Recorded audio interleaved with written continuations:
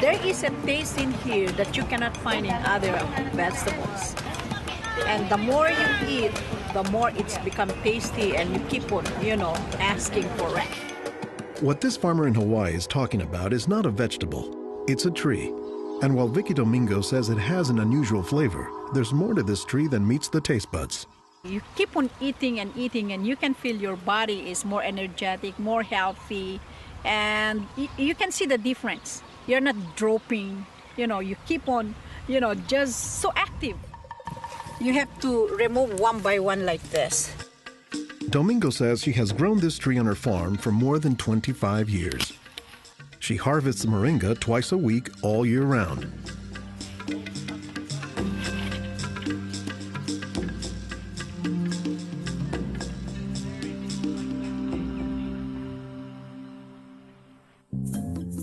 Every week, Domingo sends 1,000 pounds of moringa to the mainland. The rest of it ends up here at a Honolulu farmer's market, where most of her customers have eaten it their entire lives. Well, in the Philippines, it's a third country. In other words, not a rich country. We cannot afford to go to the doctor for medicinal purposes. So we use this in our daily lives so we can have more energy, more vitamins to supplement our daily nutrition in our body. The tree is called moringa, or as the Filipinos call it, marunggay. An awful lot of cultures have one or more plants that are kind of markers that people think of themselves when they think of that plant. Dr. Will McClatchy is an ethnobotanist at the University of Hawaii. He studies the ways that humans interact with plants. If you drive around Honolulu here, you'll see a lot of houses have at least one marunggay in the yard, maybe a little forest of them, and that's a pretty good indicator that there's a Filipino family there. Jokingly, we say it our Filipino banner, which is our Filipino flag. Once you see this, that means, Filipino stays there. Domingo says there are many nutritional and medicinal uses for moringa. All parts of the tree are usable, from the roots to the stem, to the leaves, to the flowers, and to the pod. The roots, you can use that as a tea. And then the trunk, you can scrape it, squeeze it, get the juice, put in your cut skin, and your skin will heal. Some of this may be folktale, but some cultures have used moringa as a medicinal plant for thousands of years. McClatchy says moringa is worthy of its reputation as a tree with unusual nutritional properties. Thank you. Moringa is one of these trees that is a multi-purpose plant that fulfills such a high percentage of kind of basic needs that when people get used to using it, they really can't see what it's like to live without it. And many cultures don't. Today, moringa is used as a remedy and, in essence, a multivitamin in many of the world's warmest regions. Moringa is used widely in Africa and South Asia, and it's been introduced into South America and Central America, where it's also being used. So, this is not just a plant of a single community. We were just talking this morning with one of the owners of this plantation, and he was telling me how the last time he was here, he had a handful of moringa leaves and that he worked all morning on it and felt great. Dr. Mark Olson is a botanist and a leading expert on moringa. He teaches at Instituto de Biología, Universidad Nacional Autónoma de México in Mexico City. Here, he is visiting a new moringa farm about 2 hours outside the city limits. So they've just planted these here, and soon they'll be nice and big. Olson says that while moringa can grow in places like Mexico or Hawaii, the tree is native to arid subtropical regions, places like Africa and southern India, hot places where moringa has proven its persistence. And this is a plant that really does do extraordinarily well in some of the most difficult areas, in areas that are very hot, areas that are very dry, areas where other things are very difficult to cultivate. Look at the little tuber there. This is one of the reasons it survives so well in dry areas. Also, they're storing lots of water in the wood. So that's one of the reasons this is such a remarkable tree. They don't have particularly deep roots. That's sort of a myth about moringas, that they survive because they have deep roots. No, they're storing water in their roots and their trunk. But moringa, says Olson, does a lot more than just survive, despite the tree's sometimes scraggly appearance. I don't think they're actually the most attractive tree. They're more a tree that you look at and you sort of love the way you love a scruffy friend or a scruffy dog. Because the branches sort of splay here and there, and they get burdened down with huge quantities of fruits on them. And that's actually what makes the tree so remarkable, is that it's such a generous tree. And that's because people have found multiple uses for so much of the tree, including its seeds. They're full of oil. You press the seeds, and then this wonderful aromatic oil comes oozing out, which you can use for cooking, you can use for cosmetics or lubrication or whatever.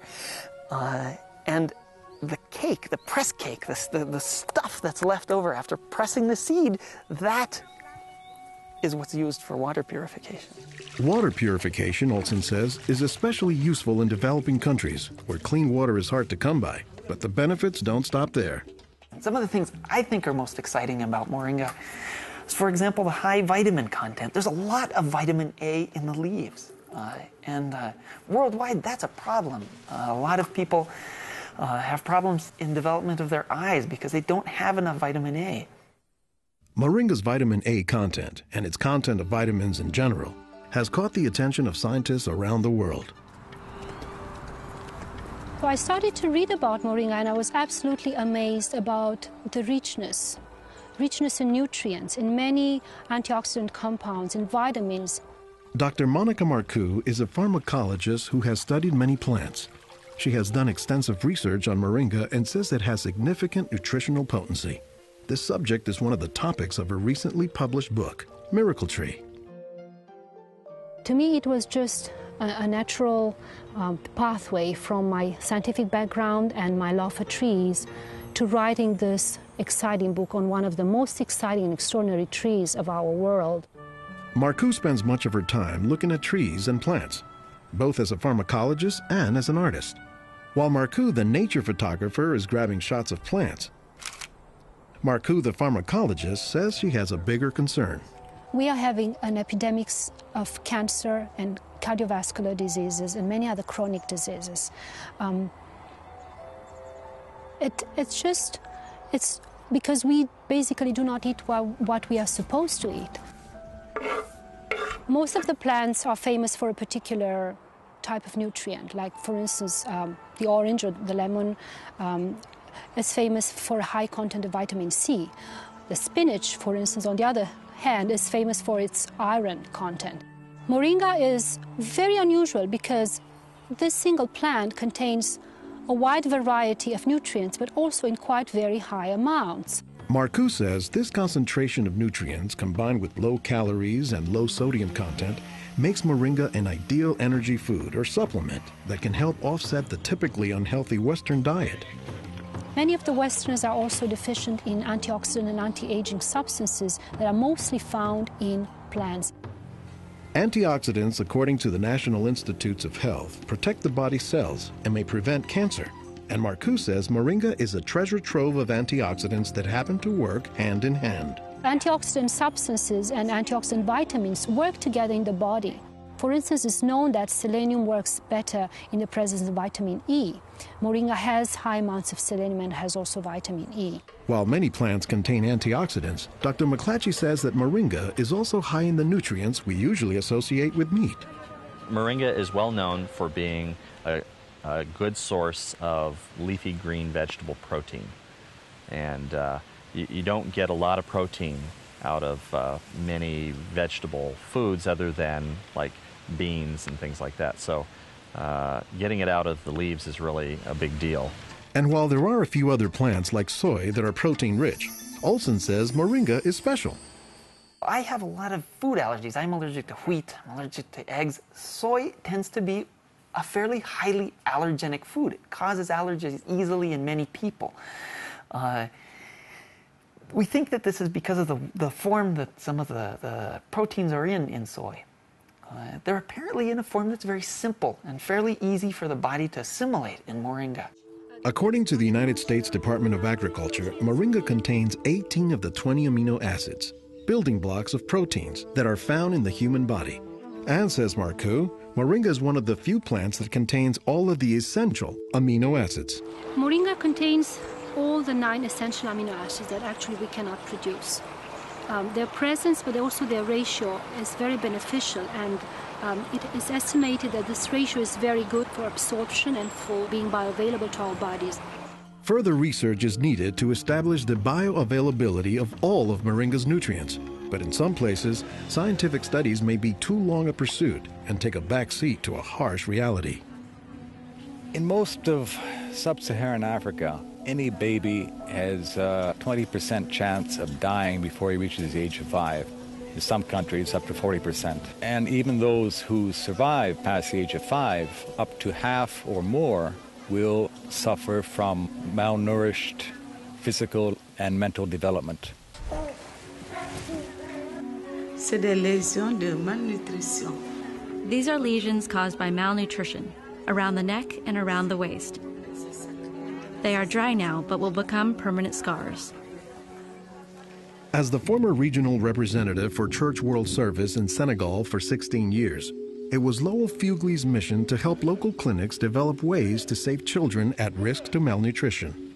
Having been born myself into a middle-class American family, I thought it was just by chance that I was born in these conditions and not in the condition of a poor African family in the bush of Africa and living a malnourished life. And so I have a certain obligation to share what I received. In his quest to combat malnutrition, Fugley came across moringa in the late 1990s. It contains more vitamins and minerals in various combinations than you find in any other possible vegetable. And I thought to myself, if this source of nutrition could be made available at the village level, then this could be a very effective tool in preventing malnutrition. What Fugley says he didn't know at the time was that the Senegalese people were already familiar with moringa. It was only through a Peace Corps volunteer working in forestry who told me that, oh, moringa is already growing in Senegal. Not only was it growing, the people had been using it for generations, only they didn't refer to it as moringa. They called it nebedai, which Fugley suspects comes from the English words never die, after the tree's resilience. I ask any Senegalese, do you know the nebedai tree? Oh, yes, my mother makes a sauce from the leaves of this tree. We call it mboum. Every Senegalese knew this tree. The problem, says Fugley, was that it was prepared and used in ways that diminish moringa's nutritive contents.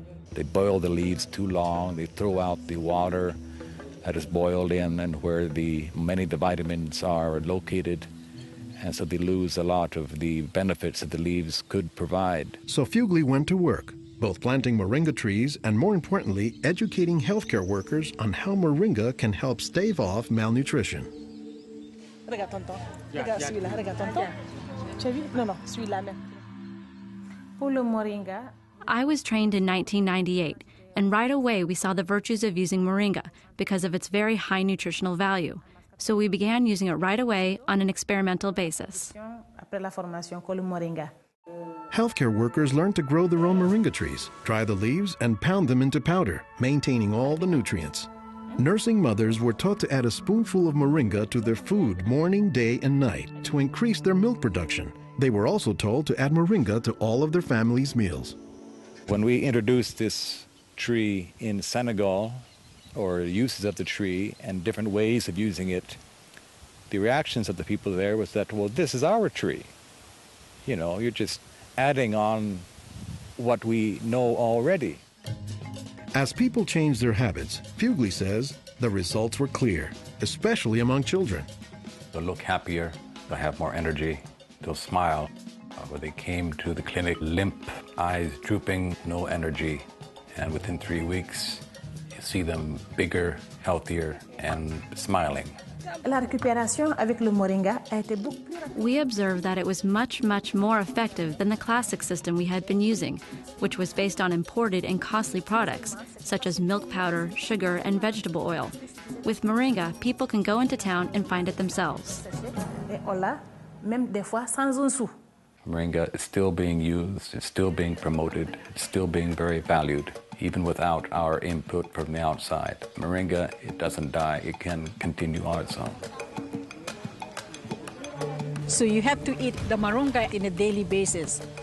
And all their grandkids are eating it every now and then, even my own children, and they are already professionals, and yet they come home and eat it.